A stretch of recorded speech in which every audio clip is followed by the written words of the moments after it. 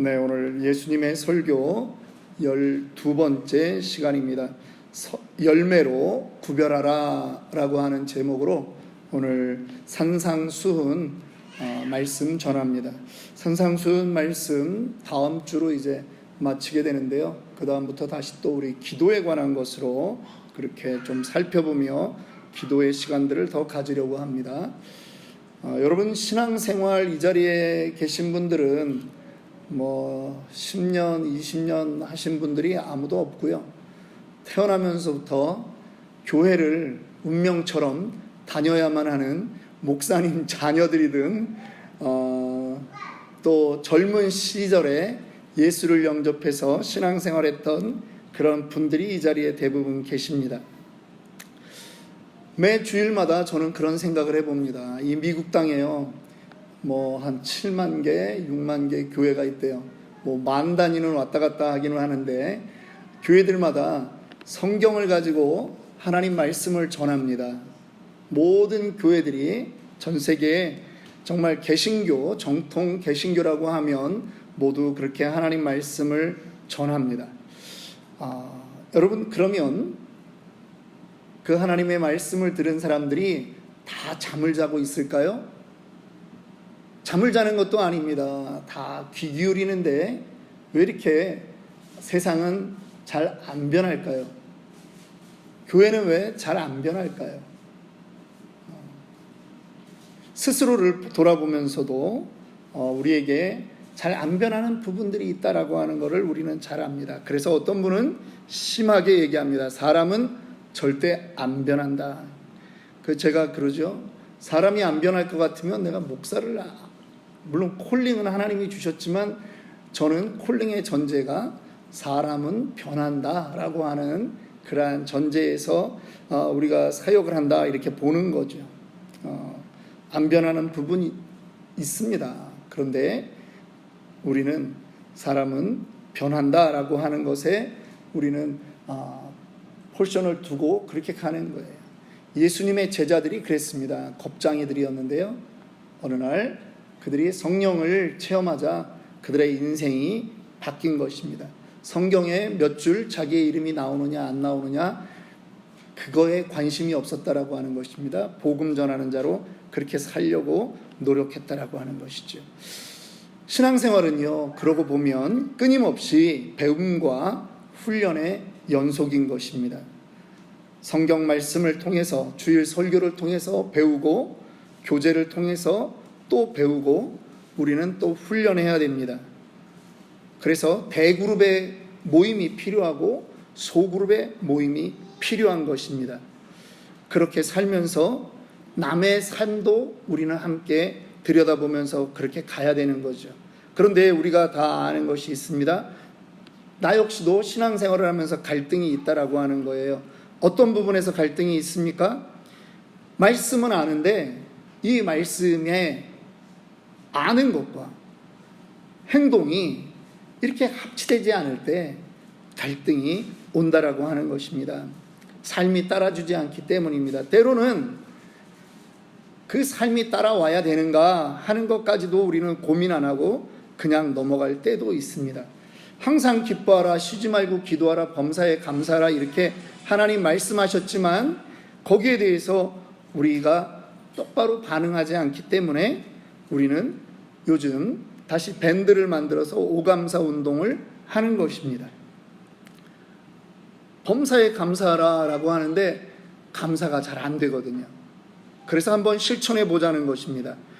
저녁 밤에 그 감사를 써야 되기 때문에 낮에 화낼 일이 있지만 참는 것입니다.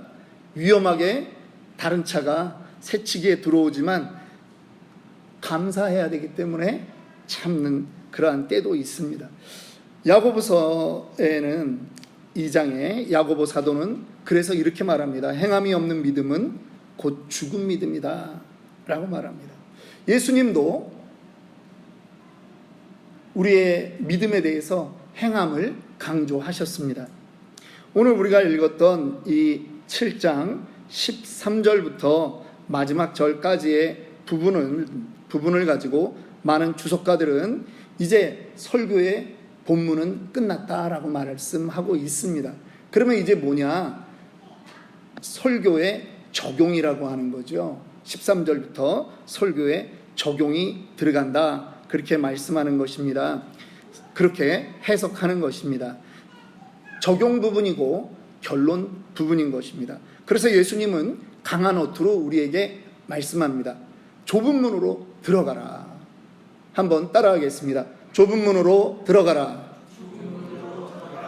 예, 예수님이 지금 우리에게 결단하라고 촉구하는 것입니다.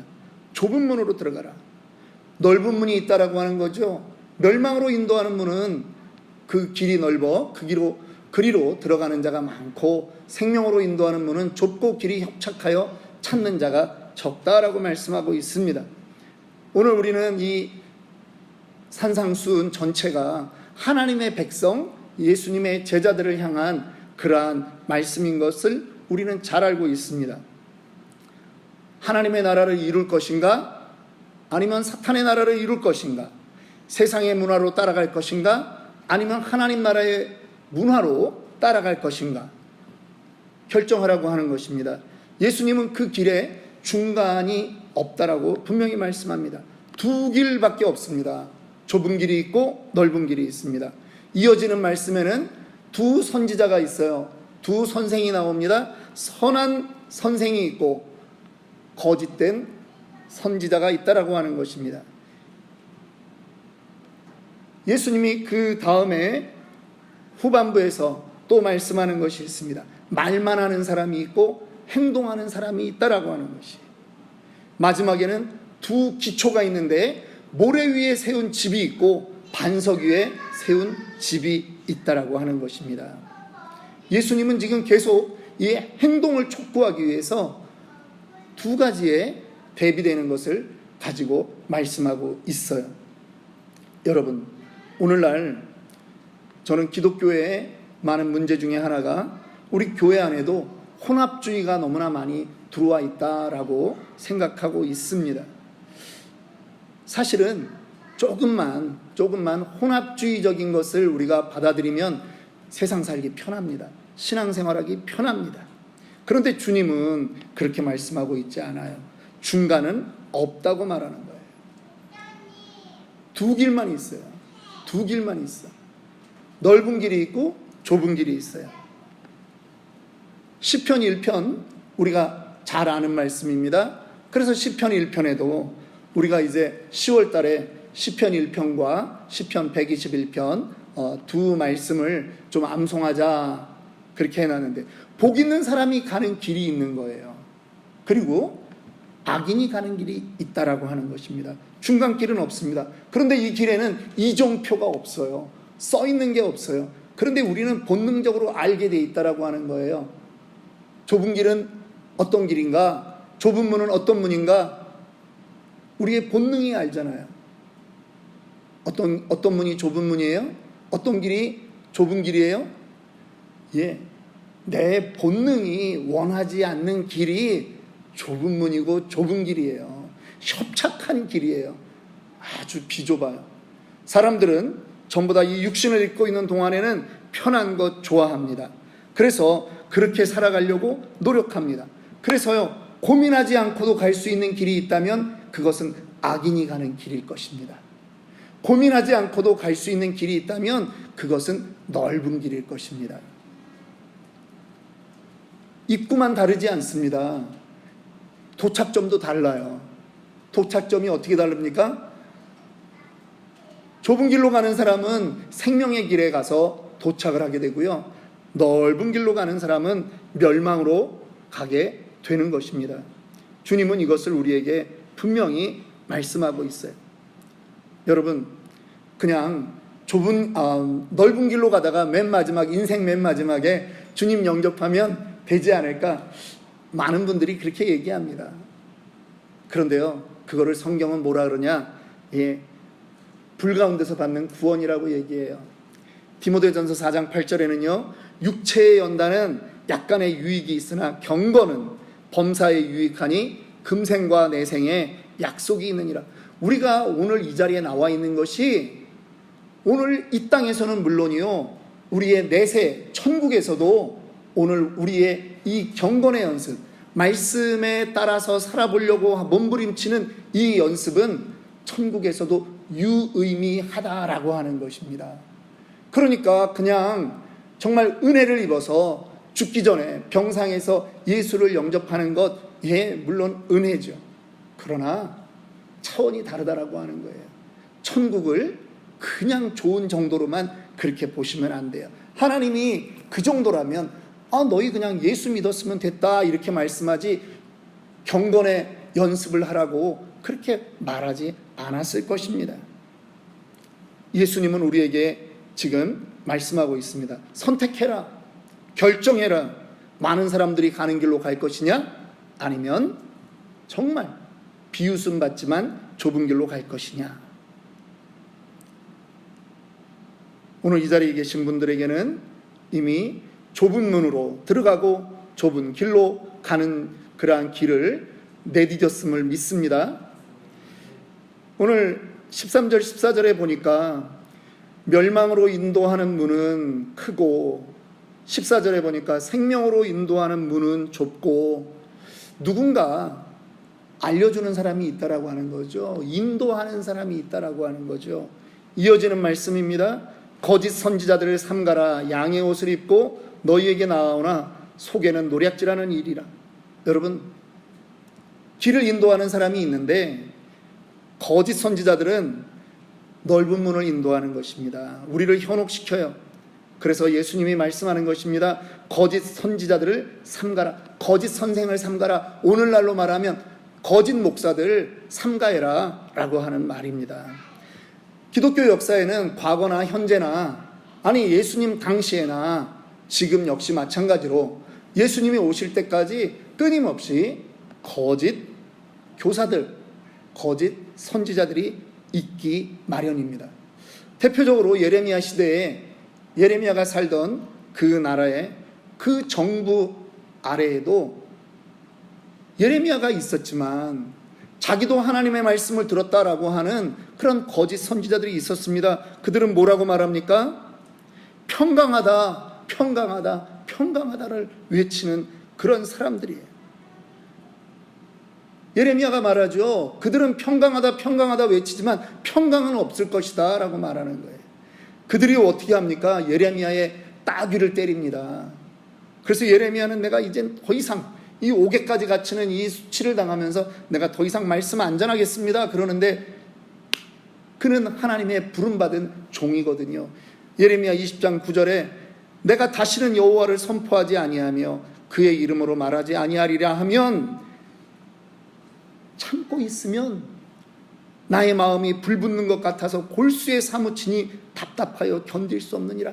그래서 또 나가서 외치는 거예요. 망하게 되었다, 망하게 되었다, 회개하라. 그렇게 외치는 거예요.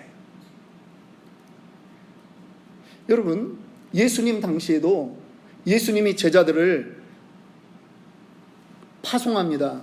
전도하도록 파송하는데 뭐라고 말씀합니까? 내가 너희를 보냄이 양을 어디 가운데로 보낸 것 같다고요? 이리 가운데 보내는 것 같다. 예수님 시대에도 너희를 넘어뜨리려고 하는 존재는 늘 있다라고 하는 거예요.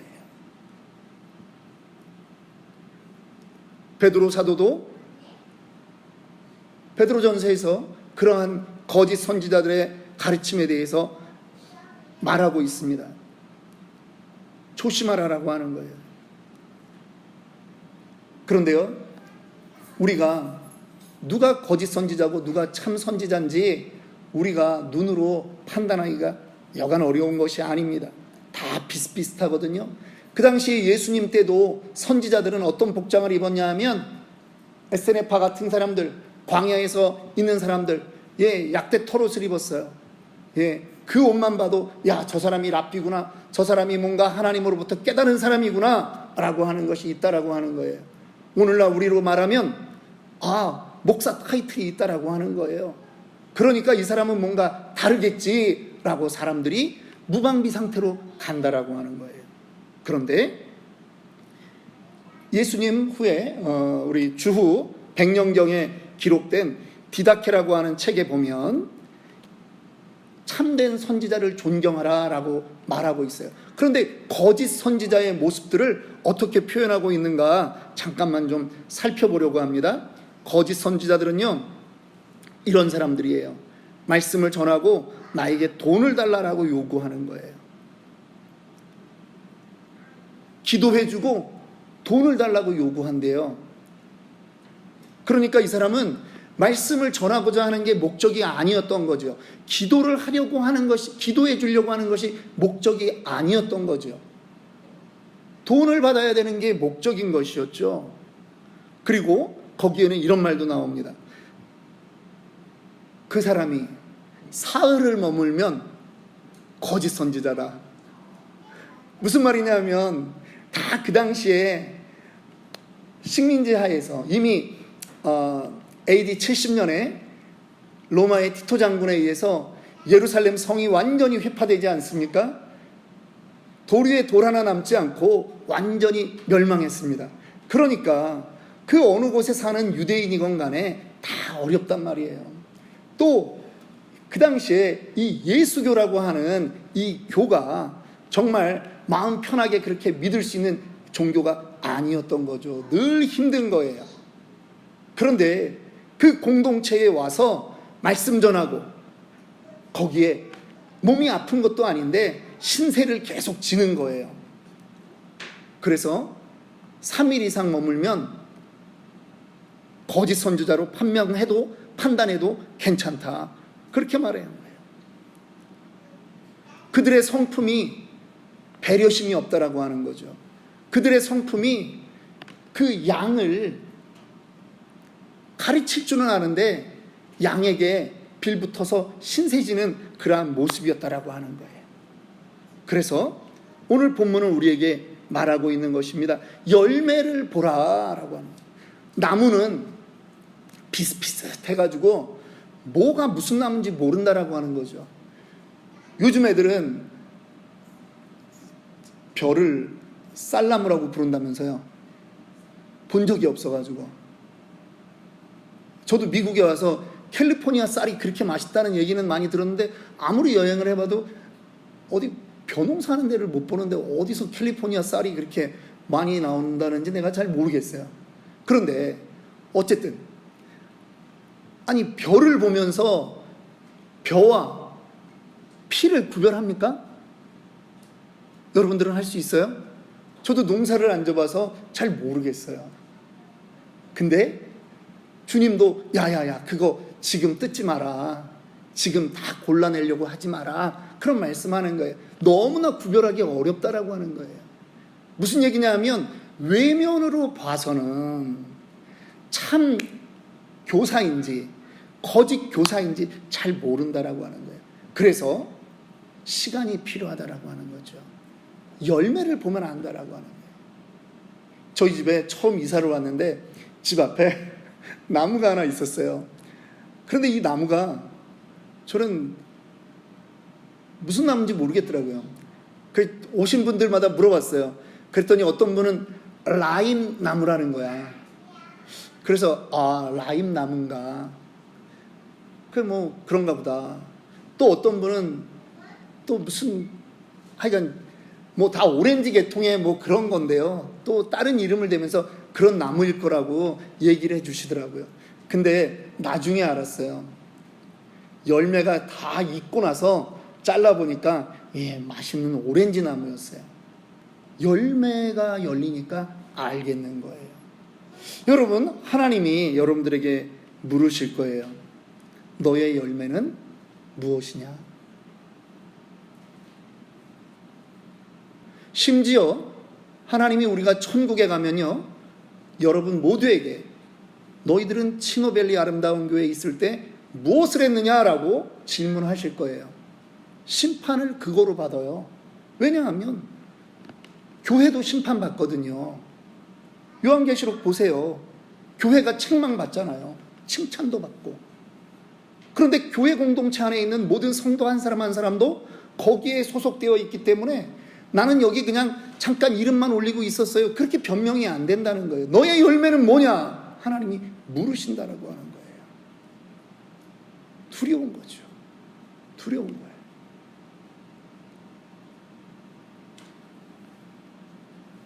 나태함과 게으름으로 하루, 한 달, 1년, 2년 가버리면 그날은 금방 우리 곁에 온다라고 하는 거예요. 저도 뭐 만나는 사람한테 정말 기회만 되면 저도 복음을 전하려고 노력합니다. 그런데 마음 문 여는 게 정말 어렵더라고요. 그러나 제가 할 수 있는 거는 전하기라도 해야 되니까.